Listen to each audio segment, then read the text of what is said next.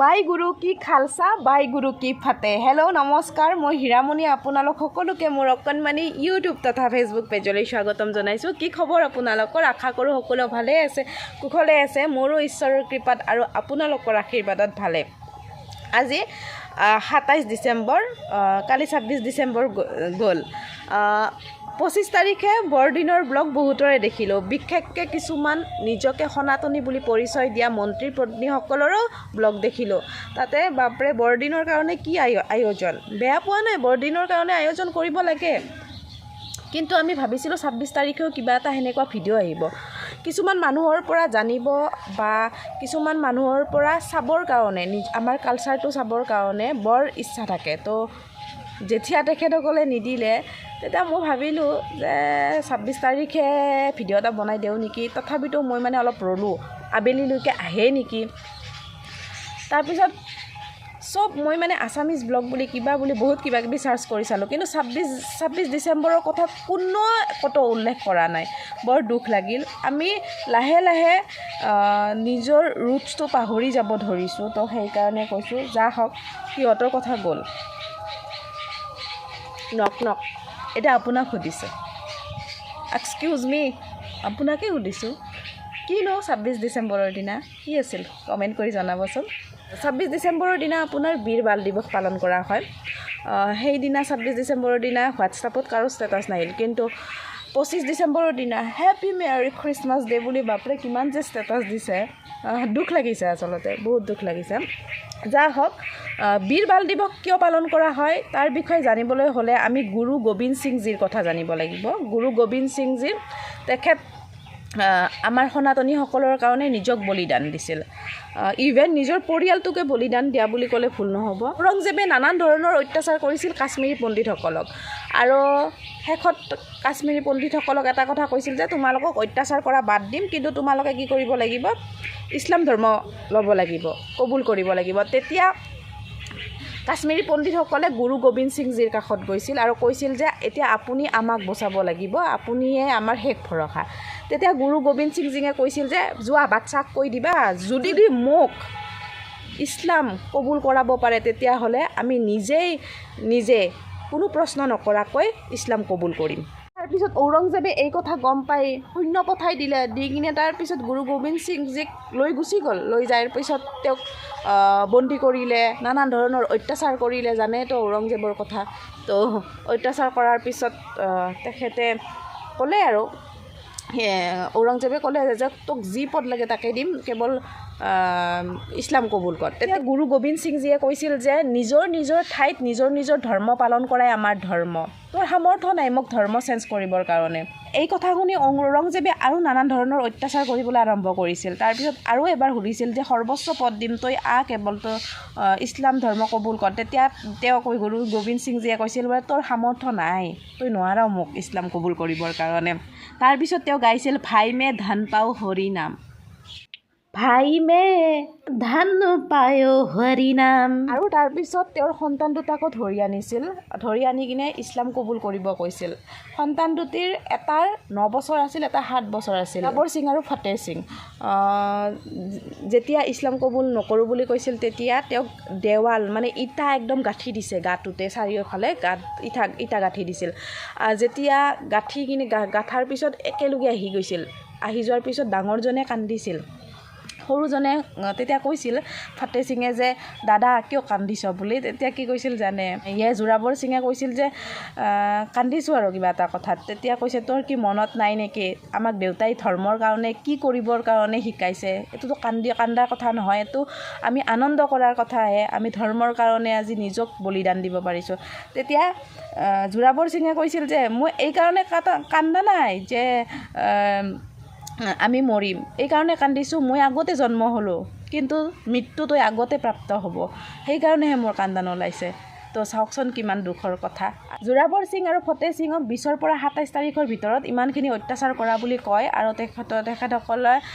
পৰম ধাম প্ৰাপ্তি হোৱা বুলি কয়। সেইকাৰণে আমি 26 তাৰিখৰ দিনা বীৰ বাল দিৱস পালন কৰোঁ। তো এইখিনিয়ে কথা, আৰু এইখিনি কথা আমি পাহৰিব নালাগে।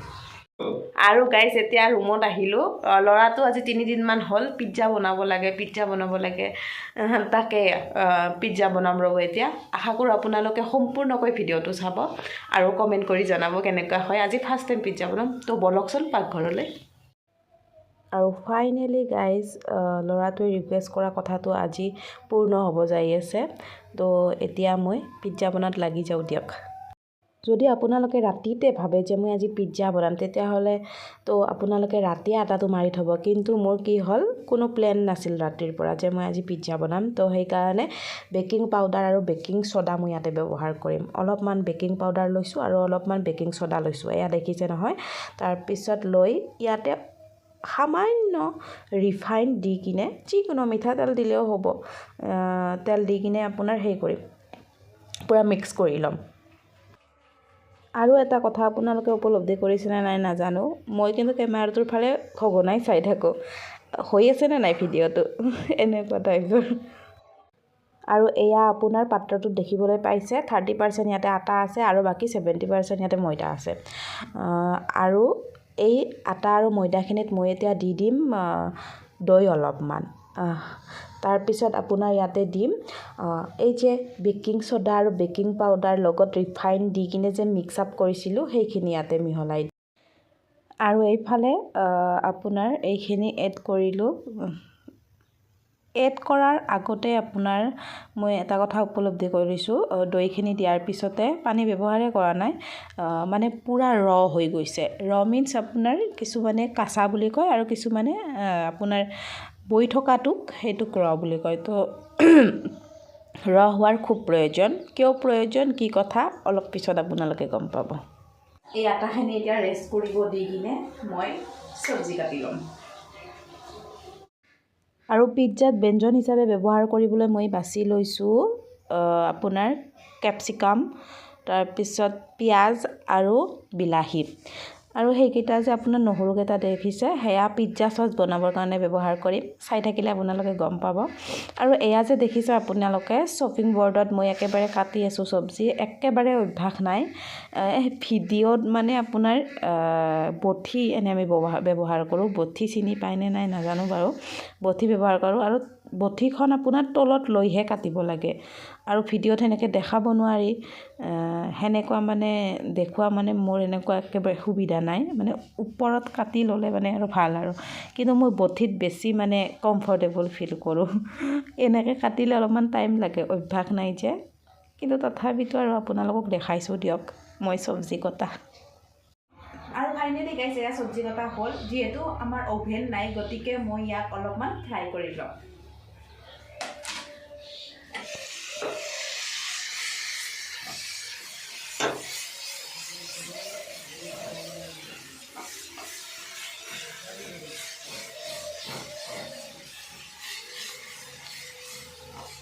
ভজাৰ আগত মই ইয়াতে অলপমান ৰিফাইন দি কিনে চব্জিখিনি এড কৰিছিলোঁ তাৰপিছত ভজা এতিয়া বৰ্তমান হ'লে বহুত ভাজিব নালাগে একদম আধা কাঁচা আৰু এনেকুৱা টাইপৰ হ'ব লাগিব তো ইয়াতে মই এতিয়া এড কৰিম হোৱাৰ আগত চিলি ফ্লেক্স আৰু অৰিগেনো আৰু চাওকচোন ভজাখিনি কি ধুনীয়া হৈছে ইয়াতে বিলাহী এড কৰি দিছোঁ যে সেইকাৰণে কিবা এটা বেলেগ কালাৰ আহি গৈছে যিহেতু গাইজ মোৰ তাত পিজ্জা চচ নাই গতিকে মই এতিয়া পিজ্জা চচ বনাম পিজ্জা চচ বনোৱা প্ৰচেছটো বহুত ইজি হয় তো আপোনালোকে চাই থাকক পাস্তা চচ বনাবৰ কাৰণে মই ইয়াতে অলপমান ৰিফাইন লৈ লৈছোঁ আৰু অলপমান পিঁয়াজ আৰু নহৰু মই ইয়াতে কাটি থৈ দিছিলোঁ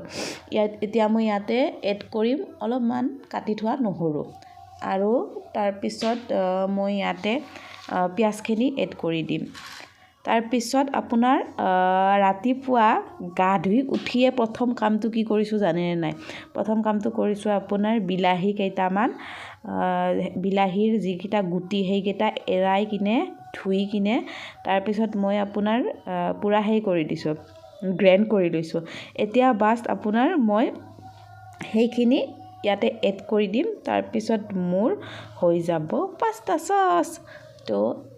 প্ৰচেছখিনি কি বাপা প্ৰচেছখিনি চাওক আৰু এনজয় কৰক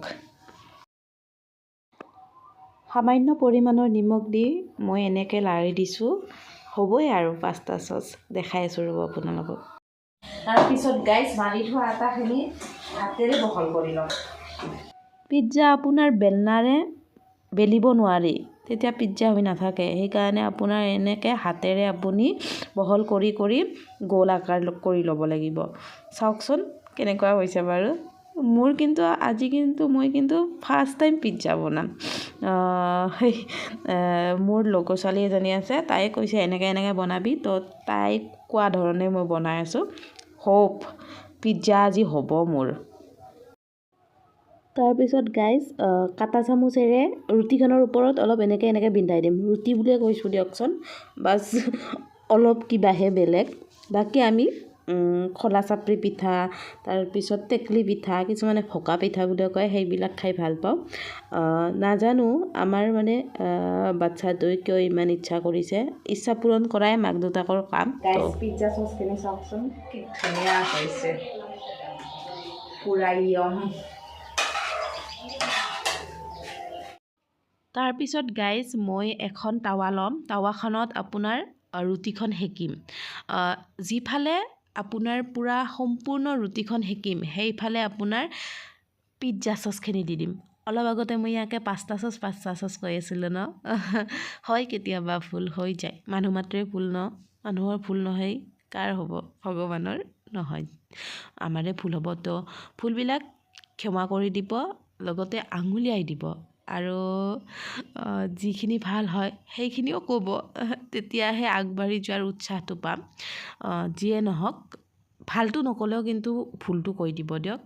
তেতিয়া মোৰ কাৰণে ভাল হ'ব যা পিজ্জা চচখিনি চাৰিওফালে দিয়াৰ পিছত মই ইয়াতে এড কৰিম আপোনাৰ চীজ অলপমান বেছিকৈ দিম কাৰণ চীজ দিলে য়াম হয় বোলে মোৰ লগৰ ছোৱালীজনীয়ে কৈছে চীজ দিবি দে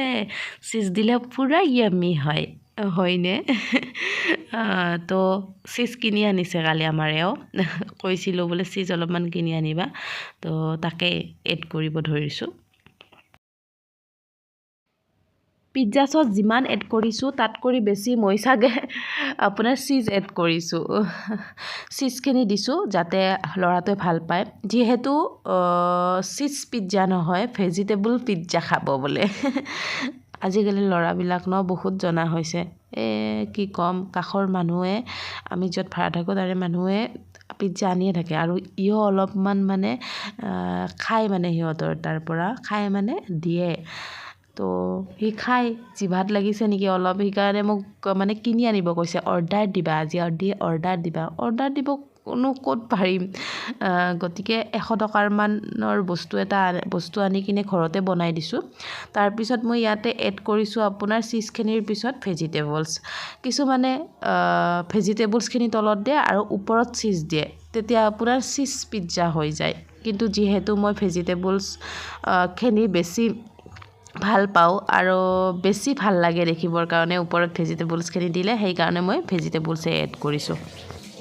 ভেজিটেবলছখিনি দি মই ইয়াক অলপমান এনেকৈ ঢাকন দি থৈছোঁ আৰু এয়া চাওক পিজ্জা আকাৰৰ হৈছেনে নাই নাজানো আপোনাৰ টাৱাখন অলপমান প্ৰব্লেম আছে দেই মানে টাৱাখন বেকা আমাৰ আৰু এইফালে চাওকচোন পূৰা একদম উঠি গৈছে সেই হোৱা নাই আঠা খাই ধৰা নাই আৰু ফাইনেলি গাইজ মই ছাকচেছ কমেণ্ট কৰি জনাবচোন পিজ্জা যেন হৈছে নে নাই মোৰ কিন্তু বৰ ভাল লাগিছে আৰু ফাইনেলি গাইজ বহুত কষ্টৰ অন্তত পিজ্জা ৰেডি ডান তো ইয়াকে আমি কাটিং কৰিম let's start the cutting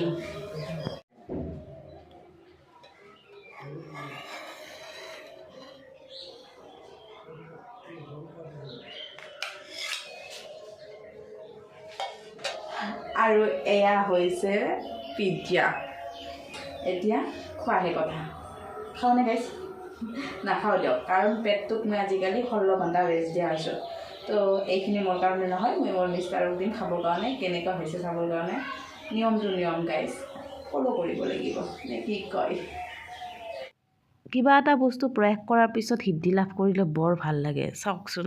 pizza বনোৱাটো মোৰ কাৰণে এটা টাফ কথা মানে কি বনায়ে পোৱা নাই কিন্তু চাওকচোন হৈছে হৈছে মোৰ মতে হৈছে আৰু আপোনাৰ যেতিয়া মই ভিডিঅ'টো এডিটিং কৰি আছিলোঁ তেতিয়ালৈকে মই অলপমান খাইছিলোঁ আপোনাৰ ডিউটিৰ পৰা আহি মায়ে থৈ দিছিল মোক লগি তো সঁচাকৈ এই দোকানত যেনেকুৱা ঠিক তেনেকুৱাই টেষ্ট হৈছে মাও ভাল পাইছে আমাৰ বাচ্ছাটোও ভাল পাইছে যা হওক খুব মনটো আনন্দ দিয়ক আজি মোৰ গাইজ এয়া পিজ্জা বনোৱা হ'ল এতিয়া মই ডিউটি যাব লাগে তো যদি ভিডিঅ'টো চাই ভাল পাইছে প্লিজ চেনেলটো ছাবস্ক্ৰাইব কৰিব নাপাহৰিব আৰু ফেচবুকত চাই আছে যদি ফ'ল' কৰি দিব আজিলৈ আহিছোঁ সৰ্বে ভৱন্তু সুখী ৰহা